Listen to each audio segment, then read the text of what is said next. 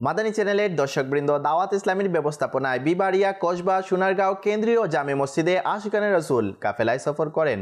এরই ধারাবাহিকতায় সফররত আশিকানে রাসূল বিভিন্ন দিনী কাজে অংশগ্রহণ করেন।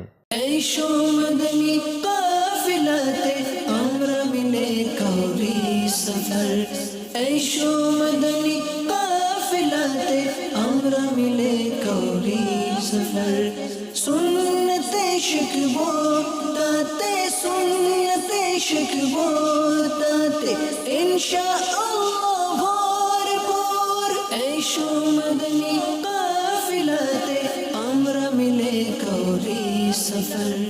আলহামদুলিল্লাহ আজ্জা ওয়াজাল 15, 16, 17 আমরা ব্রাহ্মণবাড়িয়া জামিয়াতুল মদিনার ব্যবস্থাপনায় আমরা আমাদের কসবা সোনারগাঁও কেন্দ্রীয় মসজিদে কাফেলা এসেছিল। আজকে কাফেলার শেষ দিন, আমরা এখান থেকে এখন চলে যাব। আলহামদুলিল্লাহ এখানে কাফেলার মাধ্যমে এলাকাবাসীর যে রেজাল্ট, এনারা বললো যে আমরা আসার কারণে তিনারা অনেক সুন্নত শিখতে পেরেছেন, অনেক মাসাইল জানতে পেরেছেন। আলহামদুলিল্লাহ আমরা এখানের মধ্যে এসেছি, এলাকায় এলাকায় নিকির দাওয়াত দিয়েছি, প্রত্যেক নামাজের পর সুন্নতের হালকা হয়েছে। তো আলহামদুলিল্লাহ মাদানী কাফেলার বরকতে আমরা অনেক সুন্নত শিখেছি। তো আমি বলবো আপনারা নিয়ত করুন প্রত্যেক মাসে কমসে কম 3 দিন কাফেলা করার জন্য। শাইখে তরিকত আমির আহলে সুন্নাত বলেন যে কমসে কম প্রতি মাসে 3 দিন কাফেলা করার জন্য।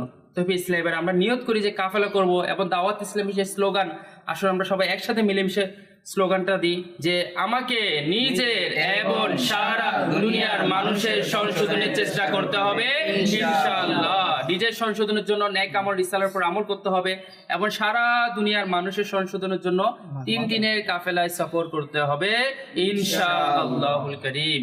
এসো মদনী কাফিলাতে আমরা মিলে করি সফর।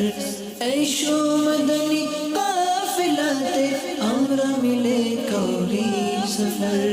সুন্নতে শিখবো তাতে সুন্নতে শিখবো তাতে ইনশাআল্লাহ ভরপুর এসো মদনী কাফিলাতে আমরা মিলে করি সফর। হে হক পথের দিশারি সদা সালাম তোমায়। হে হক পথের দিশারি সদা সালাম